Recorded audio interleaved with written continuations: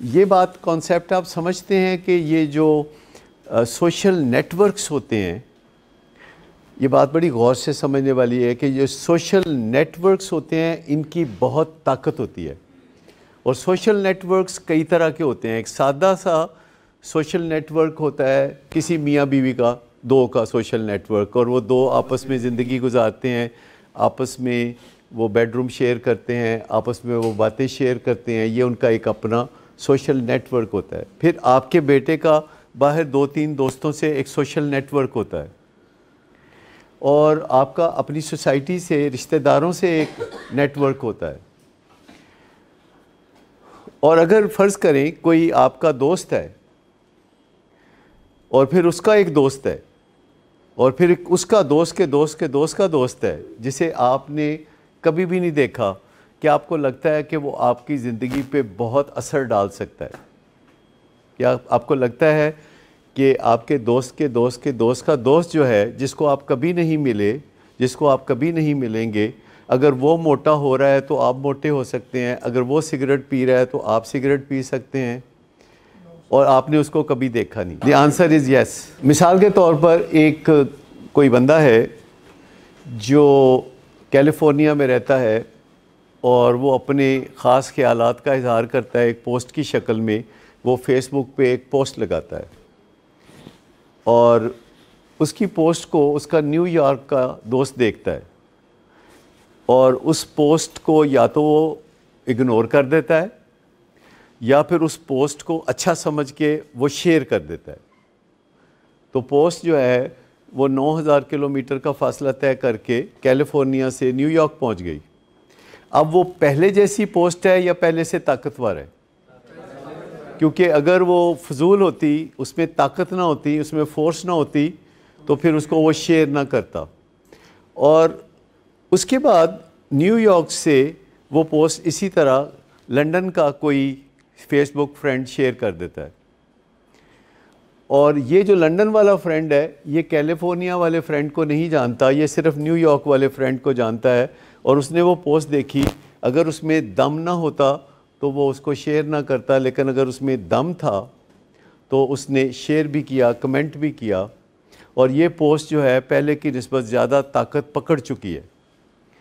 اور پھر لنڈن سے کراچی کا کوئی دوست جو کہ لنڈن والے کو جانتا ہے، نیو یارک والے کو جانتا ہے، لیکن کیلیفورنیا والے کو نہیں جانتا. اور پھر لاہور کا کوئی دوست، اور پھر شیخو پورے کا کوئی دوست، اور شیخو پورے کا جو دوست ہے وہ کراچی والے کو بھی نہیں جانتا، وہ لنڈن والے کو بھی نہیں جانتا. تو آپ اندازہ کیجئے کہ ایک پوسٹ جس میں دم تھا وہ آگے بڑھ رہی تھی، اور چین جو ہے وہ چلتی چلتی جو کیلیفورنیا میں کسی نے بات کی تھی اس پہ شیخو پورے کا کوئی بندہ عمل کر رہا ہے. تو جو دوست کا دوست کا دوست کا دوست ہوتا ہے، جس کو آپ نے کبھی نہیں دیکھا، اگر وہ اتنی طاقت رکھتا ہے تو جو آپ کا براہ راست دوست ہے اس کی طاقت کیا ہوگی؟ اور جب آپ کسی نیٹ ورک کا حصہ ہوتے ہیں، چاہے وہ نیٹ ورک 2 دوستوں کا ہو، 2 بھائیوں کا ہو، یا میاں بیوی کا ہو، یا وہ نیٹ ورک جو ہے ایک گینگ کا ہو جو کہ 10-12 اسٹوڈنٹس پہ مبنی ہے، جو شعفات میں اگر پڑھتے ہیں، تو وہ ایک دوسرے کے فیصلوں کو بہت انفلوئنس کرتے ہیں، وہ ایک دوسرے کے فیصلوں کو شیپ اپ کرتے ہیں. اور جو بندہ فیصلے کر رہا ہوتا ہے وہ سمجھ رہا ہوتا ہے کہ یہ فیصلہ میں کر رہا ہوں، اور اس کو بالکل پتہ نہیں ہوتا کہ یہ فیصلہ میں نہیں کر رہا، یہ فیصلہ میرے دوست کے دوست کے دوست کے دوست نے کیا ہے. تو اگر کوئی آج کی دنیا میں اپنے فیصلوں کو اپنے ہاتھ میں رکھنا چاہتا ہے تو اس کو سوشل نیٹ ورک بناتے ہوئے دیکھنا پڑے گا کہ میرے فیصلے چونکہ ایک سوشل نیٹ ورک سے، جو کہ آن لائن بھی ہو سکتا ہے اور فزیکل بھی ہو سکتا ہے اور ٹیلی فون پر بھی ہو سکتا ہے، اور اسکول کالج یونیورسٹی میں بھی ایک نیٹ ورک ہوتا ہے. اسی طرح ولنگ ویز ایک نیٹ ورک ہے کہ جہاں آتے ہیں اور آپ بات چیت سنتے ہیں، کیونکہ یہاں پہ ایک بیماری کے حوالے سے جو تکلیف دہ ہے خاندانوں کے لیے مدد فراہم کی جاتی ہے. تو کیا آپ دیکھتے ہیں کہ آپ کے فیصلے متاثر ہوتے ہیں فار دی بیٹر، اور آپ دوسری فیملیوں سے بھی آپ گائیڈنس لیتے ہیں، یا خاموشی سے دوسری فیملیوں کے بیہیویئر کو دیکھ کے آپ نتائج اخذ کرتے ہیں اور ان تکلیفوں سے بچتے ہیں جو کسی دوسری فیملی نے اٹھائی تھی. تو یہاں آپ نے بڑے غور سے ایک دوسرے کے ساتھ آبزرویشن بھی کرنی ہوتی ہے, تبادلہ خیالات بھی کرنا ہوتا ہے, اور ایک دوسرے کے تجربات سے فائدہ بھی اٹھانا ہوتا ہے کہ کسی کو کسی تجربے سے فائدہ پہنچا تو آپ بھی فائدہ اٹھا لیں, کسی کو کسی تجربے سے نقصان پہنچا تو آپ فائدہ اٹھا لیں. آپ بات سمجھیں, دونوں صورتوں میں آپ فائدہ اٹھا لیں. یا تو آپ کسی کے کامیابی سے سیکھ رہے ہیں یا آپ کسی کی غلطی سے سیکھ رہے ہیں. تو یہ جو سوشل نیٹ ورک ہوتے ہیں یہ ریلیجس بھی ہوتے ہیں, یہ سیاسی بھی ہوتے ہیں, اور لوگ ان نیٹ ورکس کا حصہ ہوتے ہیں جس کی وجہ سے ان کے فیصلے ان کے اپنے ہاتھ میں نہیں ہوتے. وہ ہمیشہ اپنے نیٹ ورک کے فیصلوں کو خاموشی سے اپنی زندگی پہ اثر انداز ہونے دیتے ہیں. اب مجھے بتائیے کہ اگر کوئی کانشیس ہو جائے کہ میں ولنریبل ہوں, میرے فیصلے کوئی اور کر رہا ہے, تو وہ پھر بچ سکتا ہے, وہ اپنے فیصلے اپنے ہاتھ میں لے سکتا ہے.